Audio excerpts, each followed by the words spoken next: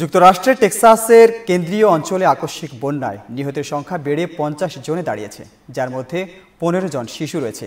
দেশটির কর্মকর্তারা এই তথ্য নিশ্চিত করেছে। এদিকে ক্যাম্প মিস্টিক নাম গার্লস সামার ক্যাম্পের 4 জন শিশুর মৃত্যুর পরিবারের পক্ষ থেকে নিশ্চিত করা হয়েছে। বাকি অনেক পরিবার এখনও তাদের সন্তানদের খোঁজে উদ্বিগ্নভাবে অপেক্ষা করছেন।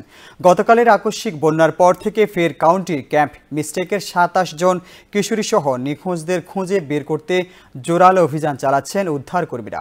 সেখানের গভর্নর গ্রেগ অ্যাবট জানিয়েছেন, আমাদের মূল লক্ষ্য হলো এখন নিখোঁজদের উদ্ধারে অব্যাহত ও নির্লস প্রচেষ্টা চালিয়ে যাওয়া। অনেক এলাকায় বন্যার পানি কমতে শুরু করলেও অবস্থা এখনও সংকটজনক।